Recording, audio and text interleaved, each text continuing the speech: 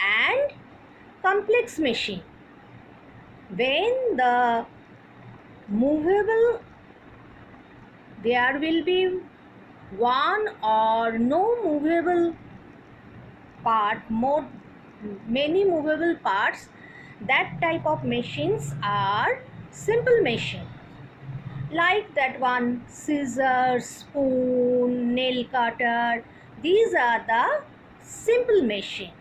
Even knife, these are the simple machine. And sewing machine, the machines in the factory, workshop, washing machine, these are the complex machine. And what is the machine?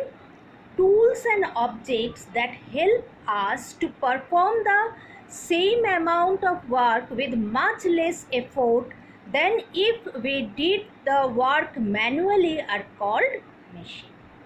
Okay? Functioning of machines, we read functioning of machines also. Which purpose? Changing the magnitude of the applied force and changing the direction of the applied force. So these we learned in our previous class. Today we learn mechanical advantage of a machine. In your hand have a pencil? Okay. Now you marked it.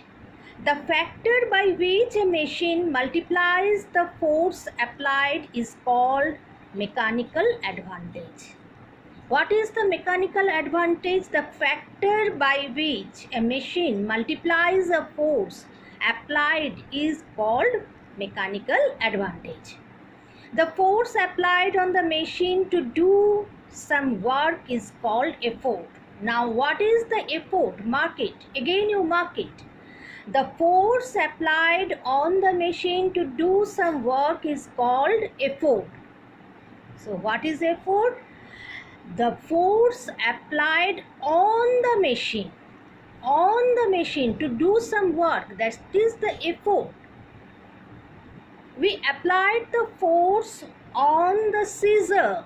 See, we applied the force, we placed something in between one paper, maybe one paper we applied, and we applied the force.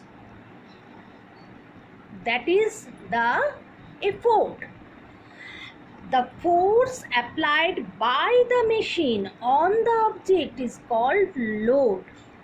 Where we applied the force on the machine, on the object, on this object we applied the force by the machine, that is the load. So are you able to understand what is the effort and what is the load? Load, which one we applied on the machine, and effort is which one we applied on the machine, and load is the force applied by the machine on the object is called load. So we learn from here what is the mechanical advantage and what is effort and load. Mark it, mark properly. The mechanical advantage of a machine is the ratio of the load and effort. When we divide load by effort, we will get the mechanical advantage. So greater the mechanical advantage of a machine, smaller is the effort required to lift the given load.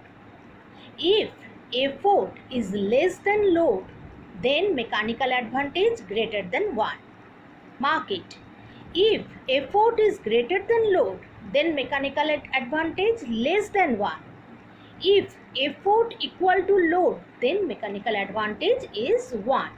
Machines that have mechanical advantage greater than 1 usually make tasks easier. Now, efficiency of a machine. Mark it. The work done by a machine is called the output or output energy, and the work done on a machine is called the input or input energy. So what is the output or output energy? The work done by the machine. the work which one done by the machine, that is the output or output energy, and the work done on the machine, that is the input energy.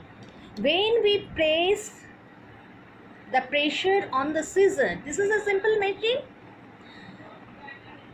When we applied the pressure on the machine, that means the work done on the machine, this is the input energy, and the machine do some work and cut the paper or anything, that is the output energy. Output energy, the ratio of the work done by the machine to do work done on the machine is called efficiency of the machine. Simply we can say that work done by the machine divided by work done on the machine is the efficiency. Clear it? Mark it. The efficiency is generally expressed in percentage. If a machine is 80% efficient, it means that out of total energy supplied to the machine, only 80% is utilized as useful work done. Other is going to do the work which one is for friction between the different parts of the machine, wear and tear of the machine. In different cases it is used. So what is the efficiency in percentage? Output energy by input energy into 100. This the efficiency of the machine. So what we learn today? We learn mechanical advantage of a machine, effort, load, input energy, output energy, efficiency. So these are very important in this lesson or in this chapter. We have to learn by our heart. Understood? Any problem? Okay, if there will be any problem in your live class, you ask me. I try to again explain it. Now we will go up to the type of simple machine. How many types of simple machines are there in your book? It is given simple machines. You already know about the few simple machines. Simple machines can be classified into 6 main types. What are they? Lever, inclined plane, wedge, screw, pulley, wheel and axle. I try to show you examples of each type of machines when we read it details. So these 6 type of machines, from this 6 type of machine, today we learn about lever. There are 3 types of levers. First class lever or lever class 1 lever, or first type lever, second order lever and third order lever. These are the 3 types of levers. So first we learn about the 3 types of levers, then we read details about the levers. Have you ever sat on a seesaw? I think most of you. A seesaw is nothing but a lever. A crowbar, a bottle opener and a wheelbarrow are some other levers commonly used to us. Bottle opener, scissor, see, this is lever, this is bottle opener, lever,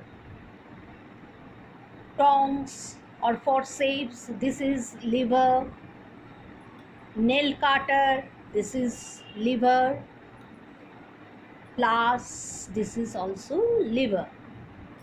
So now we read about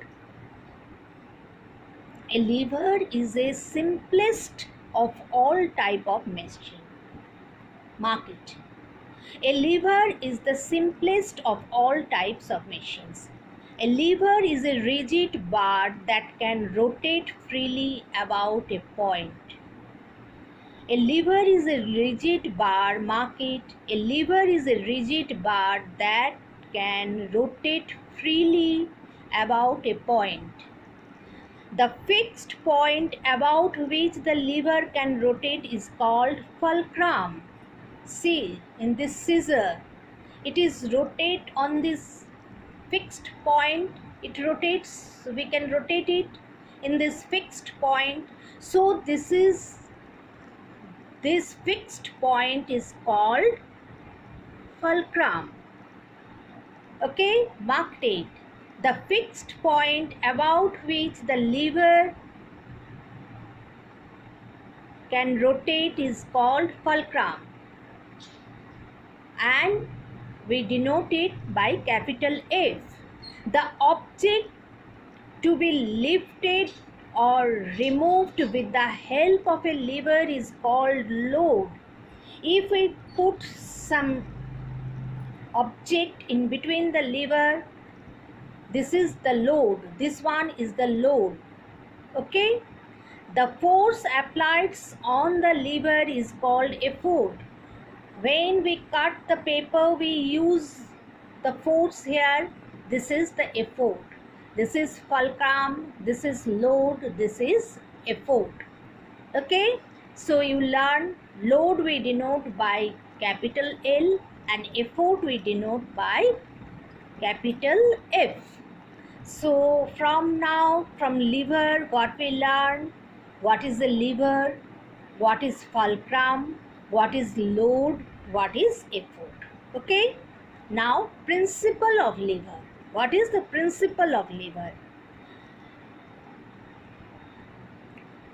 In your book beside there is a figure. See, there is a figure. This one is called crowbar. Crowbar. In this figure, a crowbar is there. It shows as a lever. It is a crowbar AB. AB is a crowbar with fulcrum at the point O. If an effort E is applied at the point A, it lifts a load L at the point B. At the point B, I can show you in this scissor also. If we place the load here, this one is the fulcrum, this one is the fulcrum, this one is the load, this one is the effort. So from the fulcrum to the load, what is called? This is the load arm. And from the fulcrum to the effort, it is what it is called? It is the effort arm. This is the load arm. From the fulcrum to the load, that is the load arm. From the fulcrum to the effort, that is the effort arm.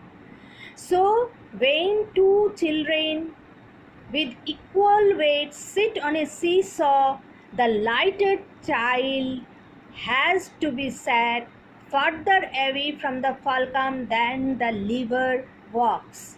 The principle of a lever, mark it. The principle of a lever states that the product of the load and load arm is always equal to the product of the effort and effort arm. So what is the principle of a lever? Mark it, you learn by your heart. Load into load arm is always equal to the effort into effort arm. So by simply we can write load by effort equal to effort arm into by load arm. The above ratio is called mechanical advantage. This is also known as mechanical advantage of a lever or leverage.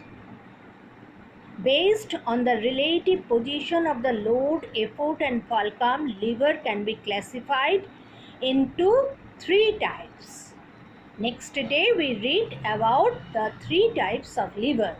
So today what we learn? Today we learn the mechanical advantage of a machine, what is the effort, what is the load, what is the effort arm, what is the load arm, output energy, input energy, efficiency of a machine, types of simple machine. There are 6 type of simple machine.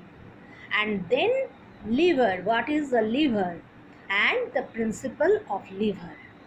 Okay, so today up to this. Next day again we read this chapter, simple machine.